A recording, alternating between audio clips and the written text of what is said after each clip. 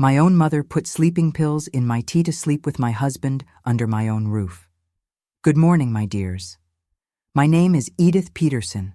I'm 85 years old, and today I'm going to share with you a story from my life that I never thought I'd have the courage to tell anyone. But before I begin, if you're watching me, please leave your like, subscribe to the channel, and tell me in the comments which city you're watching from. I love knowing that my stories reach so many different places. This story took place in 1963 when I was just 23 years old.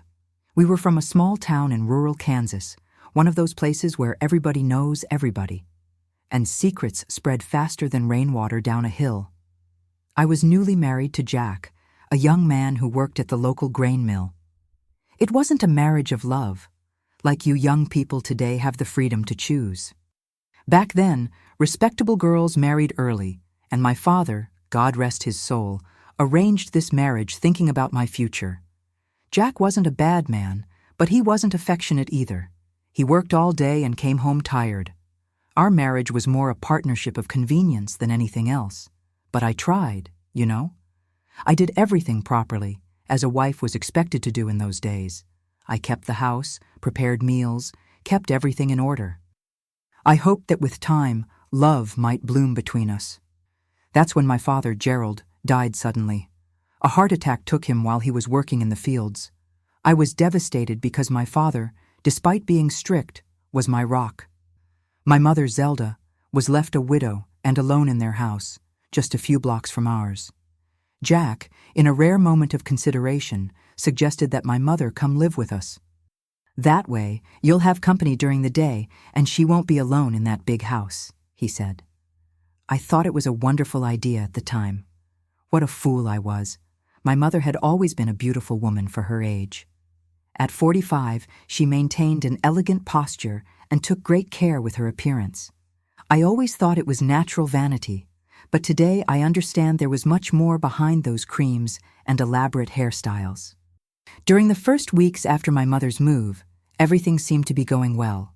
She helped me with household chores, we prepared meals together, and sometimes I even felt like a little girl again, learning recipes from her. At night, after dinner, my mother began a ritual that at the time seemed like a gesture of affection, but today gives me chills just to remember. Daughter, I've prepared a special tea for you. It's good for the nerves. It will help you overcome the sadness from losing your father, she would say, handing me a steaming cup. The tea had a bitter taste, but my mother insisted that I drink to the last drop. Good medicine is medicine taken whole, she would repeat with that smile that today I recognize as false. After drinking the tea, I would always feel an inexplicable drowsiness. I could barely stay awake to talk with Jack when he returned from his night shift at the mill. Many times I fell asleep right on the living room couch, and when I woke up the next morning, I was covered with a blanket that I didn't remember getting. Jack must have covered me, I thought, naively grateful for what I believed was a gesture of affection from my husband. The days passed, and that drowsiness after the tea became part of my routine. I even joked with my mother, "Your tea is stronger than whiskey, Mother." And she would just smile, saying it was because the herbs were fresh, picked by her from the backyard garden. That's when I began to notice small changes in Jack and my mother's behavior. Looks that lasted a little longer than normal, discreet smiles exchanged when they thought I wasn't watching, and a familiarity that went beyond the normal relationship between son-in-law and mother-in-law. But I pushed these thoughts from my head. It's just my imagination, I told myself. I'm becoming paranoid because of my grief. One thing that puzzled me was how my mother, who had always complained of insomnia her whole life, now slept so well. "It's the air in this house," she would say when I commented. "Here, I sleep like an angel." And Jack, who used to barely exchange 2 words with my mother, now always found things to talk about with her. They spoke quietly in the kitchen when I was in the living room, and if I approached, they quickly changed the subject. I began having strange, confused dreams. I dreamed that I heard muffled laughter, whispers, and the creaking of our double bed. I would wake up confused, with the feeling that something was wrong, but soon the heavy sleep would overtake me again. In the morning, I barely remembered these episodes and continued my life as if nothing was happening. It was on a Wednesday night. I remember it as if it were yesterday. It was raining heavily, one of those summer storms that seem to want to tear the roof off the houses. I drank my tea, as usual, and quickly fell asleep on the living room couch. But something different happened that night. Around 3 in the morning, I woke up with severe stomach pains. The pain was so bad it made me double over. I thought it might be something I ate at dinner. Maybe the beans weren't well cooked. I got up with difficulty, still dizzy from sleep, and went to the kitchen to look for a home remedy we kept in the cupboard. The house was dark, only illuminated by occasional lightning that came through the cracks in the windows. That's when I heard a sound coming from our bedroom. A sound that I know well now, but in my innocence as a young wife of that time, I didn't immediately identify. I silently approached the hallway that led to the bedroom. The door was slightly ajar, and the light of a candle flickered inside. Another lightning bolt illuminated the hallway, and that's when I saw the silhouette of my mother leaving our bedroom, adjusting her robe and disheveled hair. I froze in the shadows, unable to move or make any sound. My mother walked down the hallway, passed by me without seeing me hidden behind the cabinet, and went to her room. I waited a few seconds and approached our bedroom door. Inside, Jack was sleeping deeply, his chest bare and the sheets rumpled. The smell in the air, that smell, my mother's strong perfume, permeated the room. At that moment, something inside me broke. I staggered back to the couch, unable to process what I had just witnessed. I spent the rest of the night awake, my eyes fixed on the ceiling, trying to find an explanation that wasn't the obvious one. Maybe my mother had gone to wake Jack up to help with something. Maybe he was feeling sick. I tried to convince myself of anything that wasn't the painful truth forming in my mind. The next morning, I pretended nothing had happened. I prepared coffee, as I always did. I smiled at my mother when she appeared in the kitchen and said goodbye to Jack when he left for work. But inside, I was torn apart. I needed concrete proof. I needed to be sure before making any accusations. In the days that followed, I started paying more attention to everything. I noticed how my mother only prepared the tea for me, never for herself or Jack. I noticed how she waited until I drank the last drop, always with that same smile on her face. And I began to notice how I felt after drinking the tea. It wasn't a natural sleep. It was as if I were being pulled into an abyss, unable to resist or wake up easily. That's when I came up with a plan. One night, when my mother brought me the tea, I waited until she turned to put something away in the kitchen and quickly poured the liquid into a potted plant next to the couch. I pretended to drink the rest when she returned and then simulated the first signs of drowsiness that she knew well. "I'm so tired, Mother," I murmured, pretending my eyes were heavy. "I think I'll sleep right here tonight." "Sleep well, my daughter," she responded with that honeyed voice that now seemed so fake to me. "Rest well." I closed my eyes and controlled my breathing, pretending I had fallen into a deep sleep. I felt when my mother approached me, heard when she called my name softly, and didn't react when she gently nudged my shoulder to check if I was really sleeping. Satisfied with my supposed unconscious state, my mother left the room.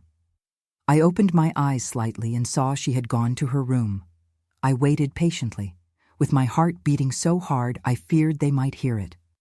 About half an hour later, when Jack arrived from work, he passed through the living room, saw me sleeping on the couch as usual, and went straight to the bedroom.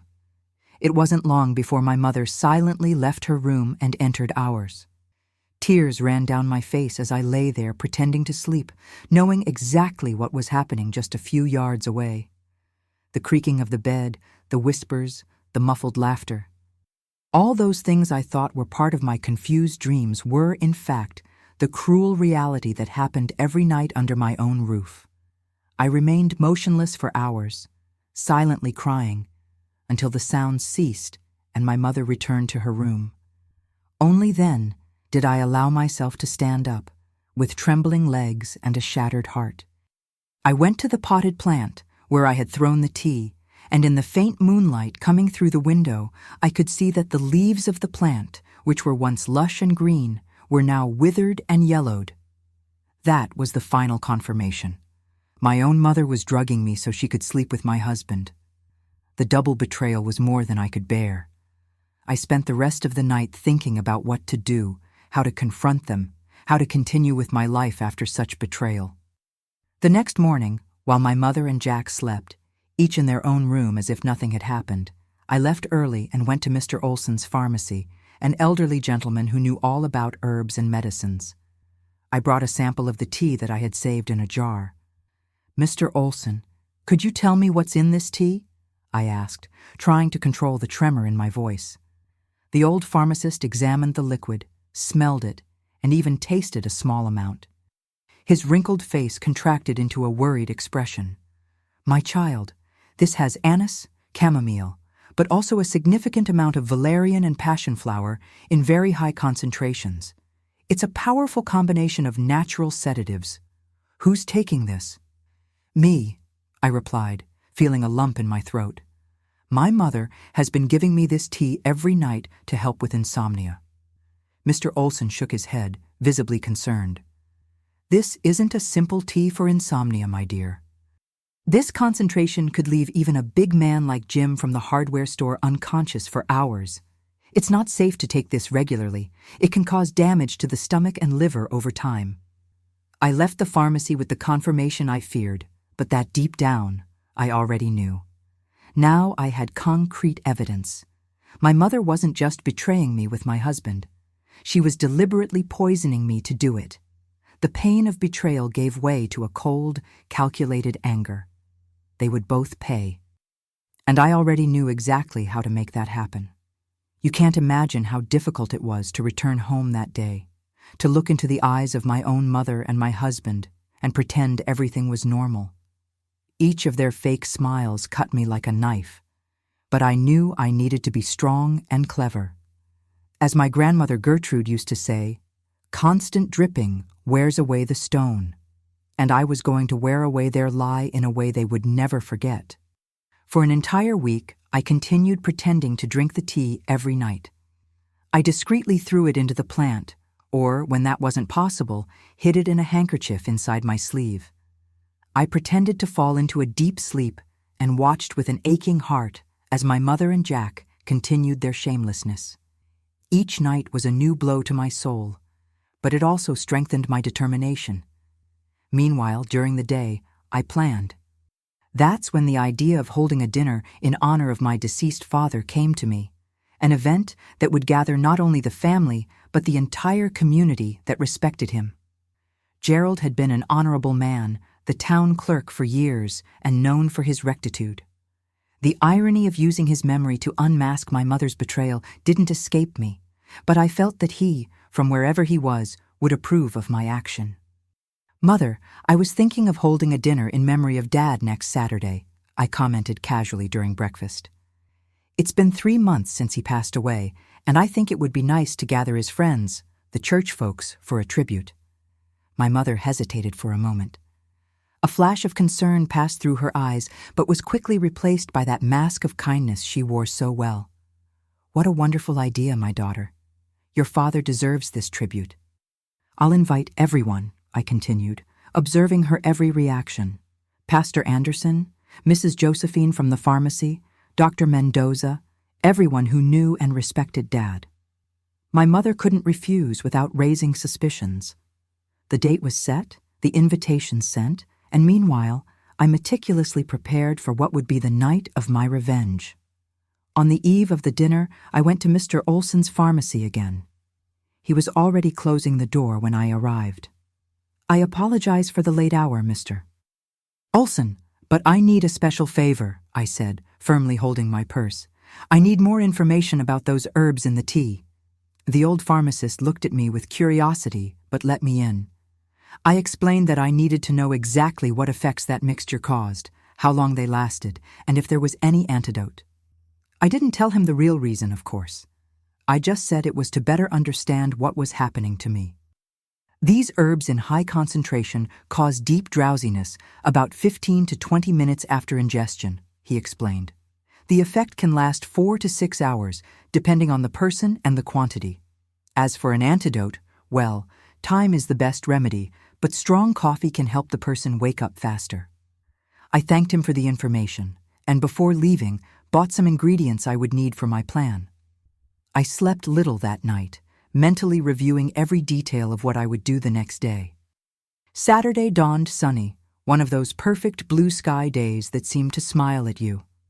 While we prepared the house to receive the guests, I noticed that my mother was nervous, dropping things and constantly checking the clock.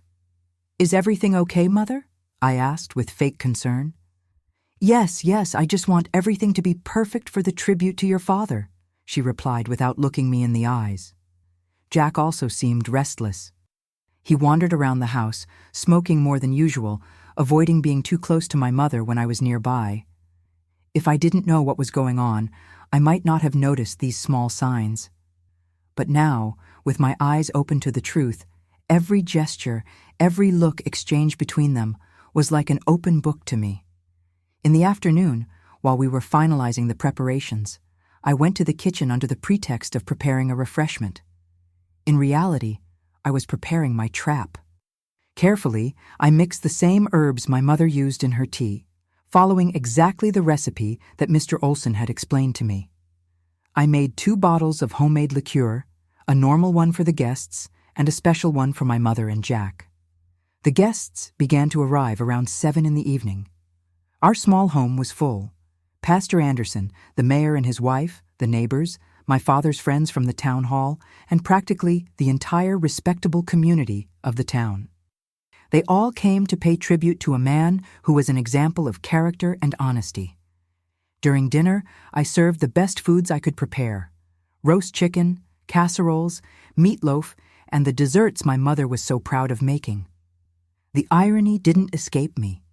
She, who betrayed not only her deceased husband through his memory, but also her own daughter, still had the audacity to smile and accept compliments for the desserts served in tribute to the man she betrayed. After the meal, when everyone was satisfied and the conversations were flowing animatedly in the living room, I announced that I would serve a special liqueur for a toast in memory of my father. This liqueur was made with the fruits that my father loved so much, I explained while serving the guests with the normal bottle. And for my mother and my husband, I continued, taking the other bottle, I made an even more special one with herbs from our garden. No one noticed the exchange of bottles, nor the gleam of determination in my eyes when I personally served the glasses to my mother and Jack. They drank without hesitation. After all, what harm could there be in a liqueur served by the devoted daughter and wife? I raised my glass and proposed a toast to my father, Gerald Peterson, a man of integrity who taught us the value of honesty and loyalty. Everyone raised their glasses. I saw my mother swallow hard upon hearing the words honesty and loyalty. But she drank anyway. Jack emptied his glass in a single gulp, probably trying to calm his nerves. The minutes passed, and I watched attentively as the liqueur took effect. First, my mother began to blink more frequently, as if fighting against sleep. Then, Jack began slurring his words, confused. In about 20 minutes, both were visibly altered, struggling to keep their eyes open and their posture upright in the chairs. The guests began to notice. I heard concerned whispers. I saw confused looks being exchanged. It was the moment I had been waiting for. "Mother, are you feeling well?" I asked loudly, ensuring everyone would hear. "You seem so drowsy, almost like I get every night after drinking that special tea of yours." My mother tried to respond, but her tongue seemed too heavy. Her wide eyes showed that she was beginning to understand what was happening. "And you, Jack, are you sleepy too? How strange, isn't it? Almost as if someone had put something in your drink." A heavy silence fell over the room. All eyes were on me. Now, some confused, others beginning to understand that something very serious was happening. With a firm voice, despite my racing heart, I continued. "I wanted everyone here present to know the truth about what has been happening in this house since my father's death. And then, before the entire community, I revealed everything. How my mother drugged me every night with a tea loaded with natural sedatives. How she slipped into the bedroom I shared with my husband. How the two of them betrayed not only me, but also my father's memory. The liqueur I served them, I explained, taking a paper from my pocket, contains exactly the same ingredients that the pharmacist, Mr. Olson, identified in the tea that my mother gave me every night. Here is the analysis he did. I handed the paper to Pastor Anderson, who read it with an expression of growing horror. My mother and Jack, now almost unable to remain seated, looked at me with a mixture of anger and fear. I didn't do this out of petty revenge, I said, although everyone there knew it was exactly that. I did it so that the truth would come to light, so that everyone would know who Zelda and Jack really are behind the masks of decency they wear. The silence that followed was deafening. I saw the shock on the guests' faces, the contempt being born in their gazes when they looked at my mother and my husband. Pastor Anderson was the first to stand up. "Edith, my child, what you did today was unusual," he said, carefully choosing his words. "But I understand your pain. What your mother and your husband did is unforgivable in the eyes of God and men." One by one, the guests began to stand up.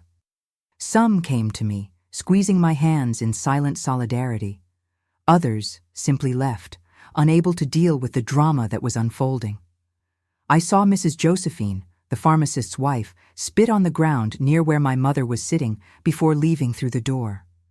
In less than half an hour, the house was empty, except for the three of us. My mother and Jack, now completely dominated by the effect of the herbs, could barely keep their eyes open. I looked at them, my own mother, and the man who had promised to honor and respect me, and felt a mixture of satisfaction and emptiness. "I'm leaving now," I announced, picking up a small suitcase I had prepared in secret. "When you wake up, I want you both to be gone from my house." My mother managed to mumble something unintelligible, perhaps a plea, perhaps a curse. I didn't stay to find out. With my head held high, I walked out the front door, leaving behind not just the house, but an entire life built on lies. That night in 1963 marked the end of the naive girl I was and the beginning of the strong woman I would become. I walked down the dark street toward Mrs. Matthews's house, my former teacher, the only person I trusted enough to ask for shelter that night. The path never seemed so long to me, and, at the same time, so liberating. The tears that ran down my face were no longer of pain or humiliation. They were tears of relief, of a weight being removed from my shoulders. I didn't know what the future held for me, but I knew that for the first time in a long time, I would be living an honest life. And that, my dears, was all that mattered at that moment. Have you ever felt like you were floating outside your own body? That's how I felt in the days that followed that night. It seemed like I was observing my own life from a distance, as if I were a character in a radio soap opera. The news of what happened at that dinner spread through the town like wildfire in dry straw. In less than 24 hours, there wasn't a single person in the entire county who didn't know about Zelda and Jack's betrayal and the way I publicly exposed them. I stayed at Mrs. Matthews' house for almost 2 weeks. She was an angel in my life during that difficult time. She didn't ask questions, didn't judge me, just offered me a friendly shoulder when the tears came. And they came frequently, especially at night. "Time heals all wounds, Edith," she would tell me while serving me a cup of real tea, with nothing but lemon balm and a little sugar. I would hesitate upon seeing the steaming liquid, and she, noticing my fear, would taste it first to show me it was safe. Small gestures like that helped me begin to trust people again. On the third day after the dinner, I received a visit from Pastor Anderson. He came not just as a representative of the church, but as a family friend. We sat on the small porch of Mrs. Matthews's house, and he informed me that my mother had left town the morning after the dinner. "She took the 6 o'clock train to Chicago," he said. "No one knows for sure where she went after that." As for Jack, the pastor told me that he had been fired from the mill. The owner, who was a man of strong family values, didn't want to keep someone with such questionable character in his workforce. Jack was staying at Mrs. Eulalia's boarding house, drinking more than he should and avoiding going out into the streets to not face the looks of contempt from the community. "He wants to talk to you," said the pastor. "He says he has things to explain." "There is nothing to explain, Pastor," I replied, feeling my heart harden. "What I saw with my own eyes and what everyone witnessed that night tells me everything I need to know." The pastor didn't insist. Before leaving, he left me an envelope. Inside was money, a collection taken among the church members to help me start over. I was deeply touched by that gesture of solidarity. In a small town like ours, where divorce was practically unthinkable and usually the woman was blamed for any marital problem, that support meant a lot. A week after the incident, I took courage and returned to my house. It was a strange experience opening that door again. The smell of mold and spoiled food greeted me. The remains of the dinner were still on the table, now covered by a thin layer of mold. It seemed like a century had passed, not just a few days. I spent hours cleaning everything, opening windows, letting fresh air in. I wanted to eliminate any trace of that night, any memory of that betrayal.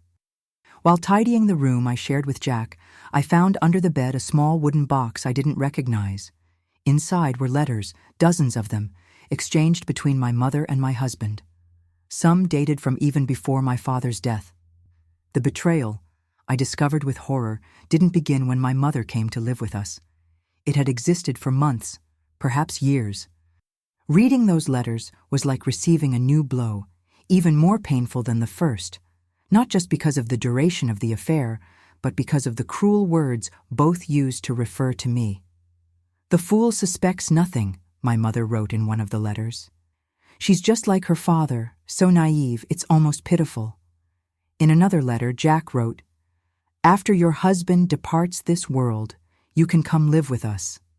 I'll take care of Edith." Those words hit me like a punch in the stomach. It wasn't just a betrayal, it was a conspiracy. Were they planning something against me? Had my father really died of natural causes? These questions tormented me for days, sleepless nights where I relived every moment, every detail of the past months. I burned the letters in the backyard, one by one, watching the venomous words turn to ashes. With each flame, I felt a piece of my old heart, that naive and trusting heart, burn too. There was no more room for that Edith in me. It was time to reinvent myself. It was during this time that I made the most difficult and at the same time, most liberating decision of my life. I would file for divorce. In 1963, in a small town in rural America, a divorced woman was practically a social pariah, but I no longer cared about others' judgment. I had already lost everything I could lose in terms of reputation. I sought out the only lawyer in town, Mr. Morris, an elderly gentleman who had studied in the city and had more progressive ideas than most of the local residents. I explained my situation, showed the pharmacist's report proving the sedatives in the tea, and mentioned the witnesses from the dinner night. "It will be a difficult process, Mrs. Peterson," he warned me, adjusting his reading glasses. "The law doesn't favor women in these cases, and the judge of the county is quite conservative." "I don't care about the difficulty, sir," I replied determinedly. "I just want my freedom back." The divorce process dragged on for almost a year. Jack initially refused to agree. He returned to our house several times, drunk, begging for forgiveness, swearing that my mother had seduced him, that he was the true victim of the story. I sent him away, increasingly strengthened in my decision. The town was divided. Although the majority supported my cause, there were those who believed that a wife should forgive her husband, that marriage was sacred and indissoluble, regardless of the circumstances. I received disapproving looks in church, whispers when I passed through the square, and even some doors closed in my face when I looked for work. It was during this period that I rediscovered my talent for sewing. Since I was a girl, I had a skill with needle and thread, but I had never thought of transforming it into a profession. I began doing small repairs for neighbors, adjustments to dresses, hems of pants. The money was little, but it allowed me to survive without depending on others' charity. Gradually, my reputation as a seamstress grew. The ladies of the town, even those who didn't approve of my decision to divorce, couldn't deny that I had fairy hands to transform a simple piece of fabric into an elegant garment. I began receiving orders for parties, wedding dresses, clothes for special occasions. I worked in the small back room of my house, which I transformed into a workshop. It was a cramped space, with just an old sewing machine that I bought secondhand, a cutting table, and some improvised mannequins, but for me it was a sanctuary. There, among scraps and spools of thread, I felt at peace. Each stitch given in the fabric was like sewing back together the pieces of my shattered heart. At the end of 1964, I received the news I had been waiting for. The judge had granted my divorce. It wasn't an easy or cheap process. I had to sell some jewelry I had inherited from my grandmother to pay the lawyer's fees. But when I left the courthouse, with the signed papers in my hands, I felt as if an enormous weight had been lifted from my shoulders. Jack left town soon after, without saying goodbye to anyone. I learned years later that he ended up in a small town in Nebraska, where he remarried and had several children. As for my mother, I had no news of her for a long time. It was as if she had disappeared from the face of the earth, and I confess I preferred it that way. With the divorce finalized and my small sewing business prospering, I began to rebuild my life. I painted the house a different color, a soft yellow that reminded me of the light of the rising sun. I rearranged all the furniture, threw away objects that brought me painful memories, and began attending the town's film club on Sundays. It was at one of these film sessions in mid-1965 that I met Arthur. He was a widower, a few years older than me, and had recently moved to our town with his 2 young daughters, Claire, 7, and Mary, 5. He was a teacher at the local school and had gentle eyes that didn't hide the sadness of someone who had also faced his own storms in life. Our approach was slow, cautious. We both carried deep scars and fears that we couldn't ignore. We started as friends, talking after the film sessions about the movies we watched, sharing opinions about books, and eventually about our personal histories. "You are a brave woman, Edith," he told me once as we walked through the park after a screening of Casablanca. Many would have conformed, would have accepted the situation to keep up appearances. "It wasn't courage," I replied, reflecting on all I had been through. "It was survival. Sometimes you need to lose everything to discover what really matters." Arthur understood. He too had faced his share of losses and new beginnings. His wife had died during the birth of their younger daughter, leaving him alone with 2 small children to raise. He moved to our town in search of a new beginning, away from painful memories. In that era, 2 people marked by life with stories of loss and betrayal, finding comfort in each other. It seemed like the plot of one of the novels I so enjoyed reading, but there was nothing fictional about the feelings that began to bloom between us. It was real, it was frightening, and it was the most beautiful thing that had ever happened to me. Arthur's first kiss was like stepping on solid ground after a long time adrift at sea. It happened on a night in July 1965 after a poetry recital at the town library. We were walking under the stars, the cold air making us walk closer to each other. When he suddenly stopped, held my hands in his, and with a voice choked with emotion, asked permission to kiss me. No one had ever asked for my permission before. This simple gesture of respect made my heart, already half inclined to love him, surrender completely. Our relationship advanced with the caution of 2 survivors who know the true value of things. Arthur respected my silences, understood my fears, and never pressured me. When I woke up startled in the middle of the night, still haunted by the ghosts of the past, he would just hold my hand until I calmed down, without asking questions, without demanding explanations. His daughters, Claire and Mary, were another challenge at first. 2 girls who had lost their mother so early and now saw a stranger approaching their father. Claire, the older one, was especially reserved, observing me with suspicious eyes, as if I were an intruder trying to steal the place that belonged to her mother. I didn't try to replace anyone. Instead, I built my own space in their hearts, with patience and respect for the memory they kept. I began by teaching Claire to sew, as she always showed curiosity when she saw me working. Her first attempts were clumsy, the stitches irregular, but the joy on her face when she managed to make her first little patchwork bag was like a ray of sunshine on a cloudy day.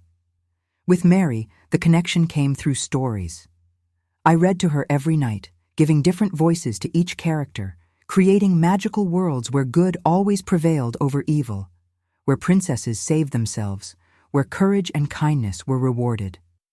Little by little, the girl who hid behind her father when I arrived began running into my arms, eager for the story of the day. It was Mary, in fact, who first called me Mom. It happened on an ordinary afternoon. We were in the kitchen making cinnamon cookies. The dough was sticking to our fingers, flour scattered across the counter, and laughter filling the environment. Suddenly, she looked at me and said with the simplicity characteristic of children, "Mom, can I make a star-shaped cookie?" Time seemed to freeze.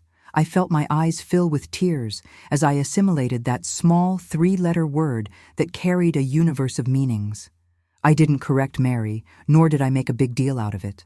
I just nodded, unable to speak due to the lump that formed in my throat, and handed her the star-shaped cookie cutter. That night, I told Arthur what had happened.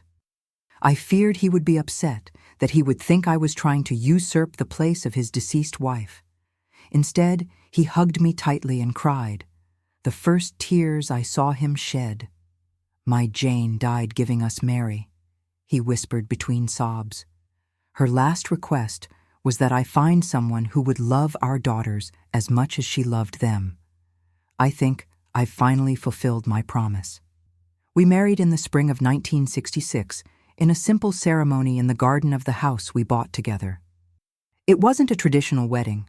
After all, we were a widower and a divorcee in a time when that still caused whispers. But it was genuine, surrounded only by people who really mattered.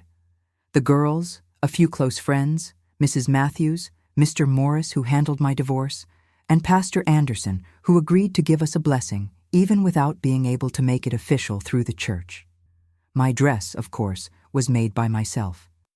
A simple model in ivory satin, without the excesses of a traditional wedding dress, but with delicate lace details on the cuffs and collar. Arthur said I was more beautiful than any movie star. The girls threw rose petals on the path I walked to the small improvised altar, and Claire, in a demonstration of acceptance that deeply moved me, was the one who delivered the rings. Our life together officially began that day, but in truth, we had already been a family long before that. A family built not by blood or social obligations, but by choice, by true love, by mutual respect, everything that was missing in my first marriage. The small workshop I started in the back of my old house grew and transformed into a proper store on the main street of town. Edith's atelier now had 3 seamstresses working with me, and our creations were sought after not just by the ladies of our town, but also from neighboring counties. We specialized in wedding dresses and clothes for special occasions, each piece unique, handmade with dedication and affection. Arthur continued teaching, eventually becoming the principal of the local school. His dedication to education was inspiring. He believed that books and knowledge were the keys to a better world and transmitted this love for learning not only to his students, but also to our girls. And yes, they were our girls now. With time, the adoption that began in the heart became official on paper. Arthur suggested that I legally adopt Claire and Mary, so they would have all the rights as my daughters in case something happened to him. The process was long and bureaucratic, but in 1968, I finally received the documents that made official what my heart already knew. I was a mother. Being a mother without having given birth, raising daughters who didn't come from my womb, was one of the greatest blessings of my life. Claire and Mary filled a void that I didn't even know existed within me. Seeing them grow, learn, develop into strong and independent women was and continues to be my greatest achievement. Claire inherited my talent for sewing, and when she grew up, expanded the family business to include a line of children's clothes that was very successful. Mary followed in her father's footsteps and became a teacher, always with a book under her arm and wonderful stories to tell. The 70s brought winds of change for America and for our family. The town grew, modernized, they installed the first television in the town square, and everyone gathered to watch the evening news and game shows. The workshop had to adapt to the new fashions. The skirts became shorter, the fabrics more daring, the colors more vibrant. I learned to sew jeans, to work with knits, to create pieces that reflected the new times without losing the elegance that had always been our trademark. It was also in the 70s that I had news of my mother for the first time since that fateful night. A letter arrived, the envelope yellowed by time, the postmark indicating it came from a small town in South Dakota. My hand trembled as I recognized the handwriting.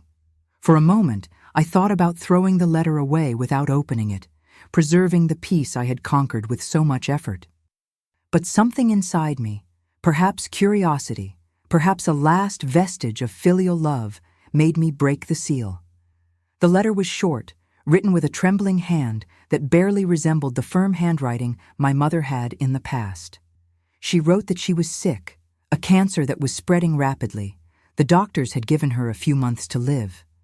She didn't explicitly ask for forgiveness, but the subtext was loaded with regret. She ended by saying she would like to see me one last time before departing. I spent days debating with myself what to do. Arthur, always sensible, said that the decision was exclusively mine and that he would support me whatever it was. The girls, now teenagers, had divided opinions. Claire, more pragmatic, thought it wasn't worth reopening old wounds. Mary, eternally romantic, believed in second chances and redemption. After much reflection, I decided to go, not for my mother, but for myself. I needed to close that chapter. I needed to look into her eyes one last time and completely free myself from the past. The journey was long and tiring. I took a train to the state capital, then a bus that wound through dirt roads to that small town lost on the map. I stayed at the only local inn, a simple but clean place, and asked for the address that was on the letter. It was a modest house on the outskirts, almost a shack. The garden was poorly maintained. Weeds growing among what must have once been flower beds. I knocked on the door with my heart racing, not knowing what to expect, what to say, what to feel. Who answered wasn't my mother, but a neighbor who was caring for her. The woman looked me up and down, noting my well-made clothes, my neat hair, the small signs of a comfortable life that I couldn't hide. "You must be the daughter," she said, without beating around the bush. "She talks a lot about you, has been waiting for days." I was led to a small, stuffy room where the smell of medicines and sickness was almost suffocating. In the bed, almost disappearing among the sheets, was a woman I barely recognized as my mother. Zelda, once so vain, so haughty, was reduced to skin and bones. Her hair, which was once black and shiny, was now thin and completely white. Her eyes, however, were still the same and widened when she saw me enter. "Edith," she whispered, extending a trembling hand in my direction. "You came." I sat in the chair beside the bed, maintaining a safe distance. I didn't take her hand, but I also didn't recoil when she touched my arm with fingers that more resembled claws. "I came," I replied simply. There were no grand speeches, no dramatic tears.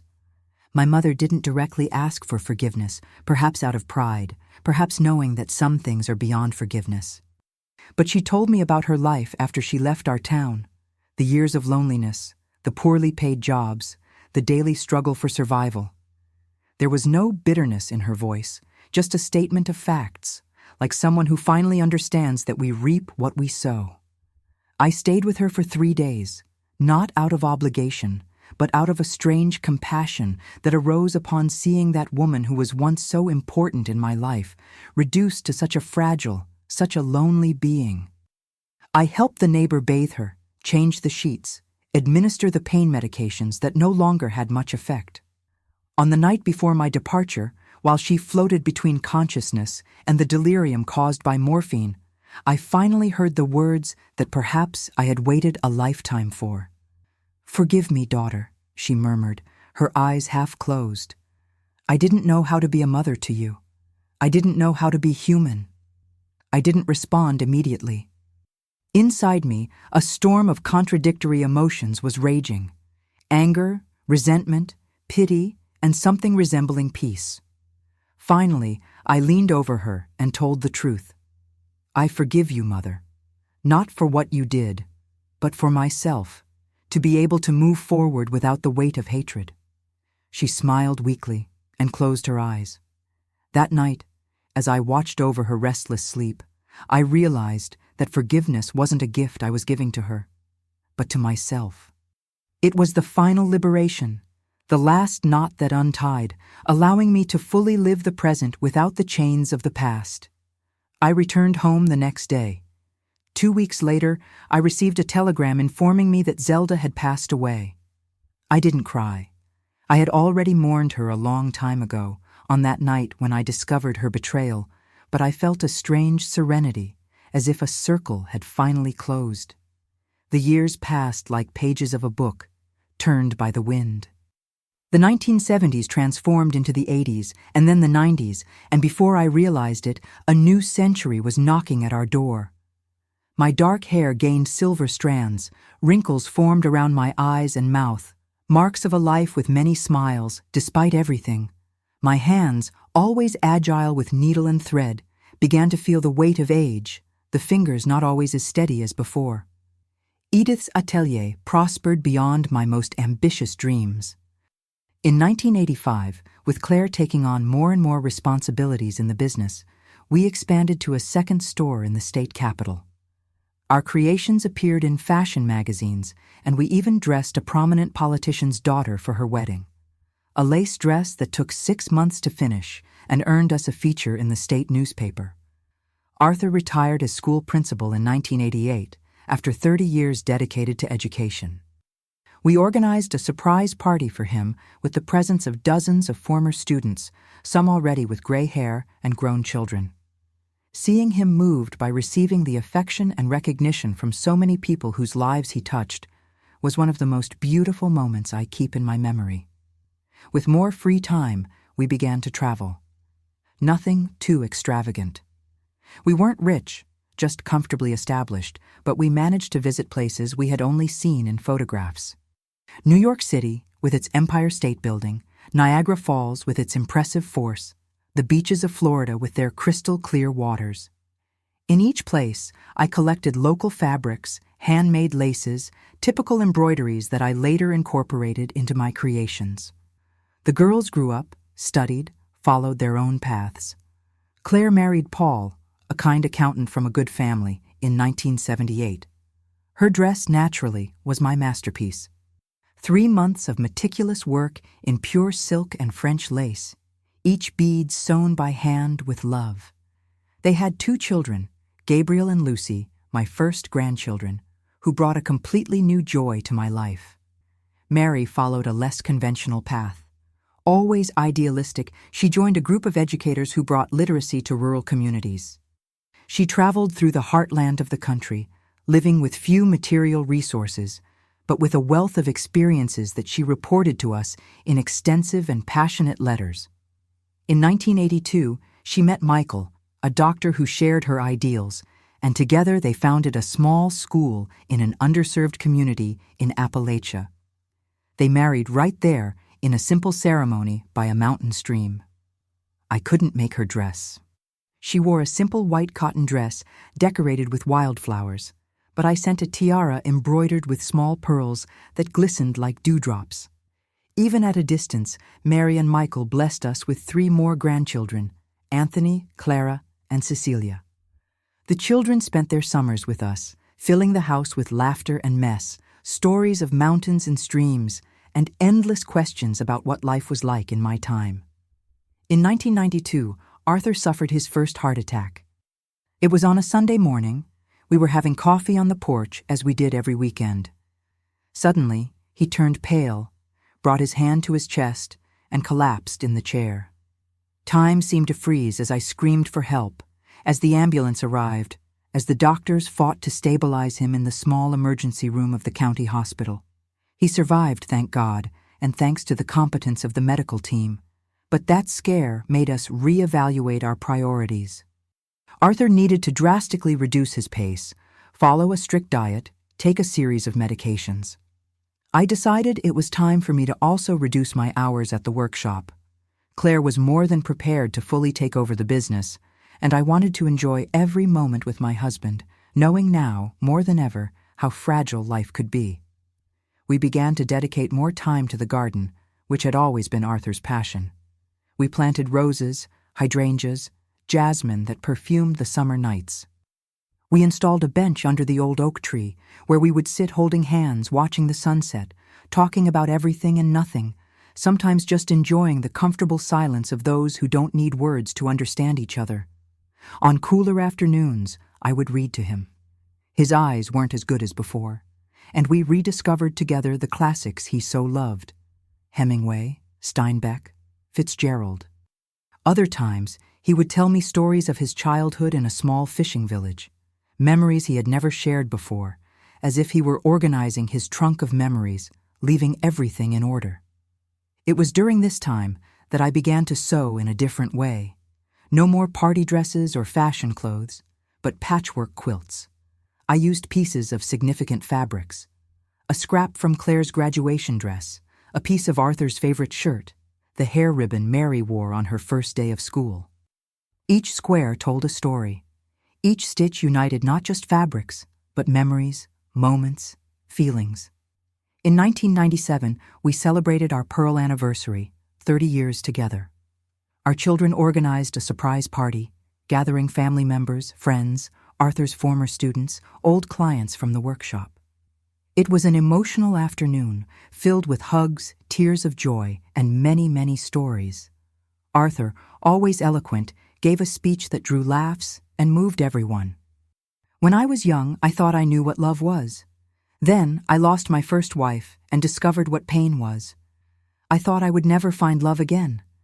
Until Edith entered my life and taught me that true love is not just passion, it's choice, it's companionship, it's building together something greater than ourselves. I looked at him at that moment, his eyes still bright, despite his age, his gentle smile that won me over so many years ago, and felt immense gratitude for the path we had walked together. Who could have imagined that that young woman, shattered by betrayal, would find not only healing, but such complete happiness? Arthur's second heart attack came in 2002, more severe than the first. This time the doctors were frank. His heart was very compromised, and there wasn't much more they could do besides medicating him to control the symptoms and make his remaining days as comfortable as possible. "How long?" I asked the cardiologist while Arthur slept sedated after the crisis. "Impossible to say precisely, Mrs. Miller," he replied with genuine compassion in his eyes. "It could be a year, it could be months. Each day will be a blessing." And so it was. We transformed our bedroom into a sort of infirmary with the hospital bed positioned so that Arthur could see the garden through the window. We hired a nurse for the more technical care, but I insisted on being the primary caregiver. It was my turn to reciprocate all the love and care he had always had for me and our daughters. Mary managed to get a leave from the school in Appalachia and came to spend 3 months with us, bringing the children. Claire reorganized her time at the workshop to be present almost daily. Our grandchildren filled the house on weekends, sitting on Grandpa's bed to hear his stories, now told with a weaker voice, but still captivating. Even debilitated, Arthur maintained his lucidity and good humor until the end. On nights when the pain was more intense and sleep wouldn't come, we would talk about the life we had, about our successes and failures, about the legacy we would leave. He expressed few regrets, but one very clear desire. "When I depart, I don't want you to close yourself off to life, my Edith. You still have so much to give, so much to live." I promised I would try, although deep down I couldn't imagine how life would be without him by my side. Arthur passed away on an August dawn in 2003, serenely while sleeping. His last days had been peaceful, almost as if he were preparing for the great journey. On the previous afternoon, sitting in the wheelchair in the garden, he had commented on how the roses were especially beautiful that year. Now I understand that it was his way of saying goodbye to one of the small pleasures that life gave him. The grief was deep, overwhelming at times. There were days when I would wake up and, for a brief moment, stretch my hand to the empty side of the bed, expecting to find the familiar warmth of his body. The silence of the house seemed deafening, even when it was full of visitors trying to console me. But as always happens, time softened the edges of the pain. Not eliminating it, one never completely eliminates the longing for someone so loved, but making it more bearable, transforming it into a less cruel companion. Gradually, I began to reorganize my life. I returned to the workshop some afternoons a week, not to effectively work, but to be close to the movement of customers, of the young seamstresses who now learned from Claire. I resumed my project of patchwork quilts, now including pieces of Arthur's clothes, preserving his memory in each stitch. In 2005, almost 2 years after his departure, I realized a dream we had together. I opened a small community library annexed to the workshop. Arthur Miller Library offered books for free lending, storytelling sessions for children, and a welcoming space where anyone could sit and read in peace. Mary returned from Appalachia, especially for the inauguration, bringing books about mountain culture and Appalachian fauna to enrich the collection. Life continued its inexorable flow. The grandchildren grew up, some went to university, others started their own families. In 2010, Gabriel, Claire's son, made me a great-grandmother for the first time with the birth of little Sophia. Holding that baby in my arms, seeing in her traces of Claire, of Arthur, and perhaps even a bit of myself, was an almost mystical experience, as if time folded over itself, connecting past, present, and future in a perfect circle. Today, at 85 years old, I look back and see a life that, despite the initial setbacks, was abundantly blessed. The betrayal I suffered in my youth, which at the time seemed like the end of the world, ended up being just the end of a chapter and the beginning of another much more beautiful one. If I could go back in time and avoid that pain, I don't know if I would. Without it, I might never have found the strength within me, never have met Arthur, never have become the woman I am. Life, my dears, is just like that, unpredictable, sometimes cruel, but always offering new chances for those who have the courage to start over. The scars we carry are not marks of weakness, but of survival. And if my story serves as inspiration for any of you who are going through difficult times, remember, after the darkest storm, the sun always shines again. Just have patience and faith to wait for the rain to pass. Oh, and if you enjoyed this story of my life, please don't forget to leave your like, subscribe to the channel, and share with someone who might also need to hear this message of hope. Your support means a lot to me and encourages me to continue sharing the lessons I learned throughout these 85 years. Which city are you watching me from? Leave it in the comments. I love knowing that my stories reach so many different places.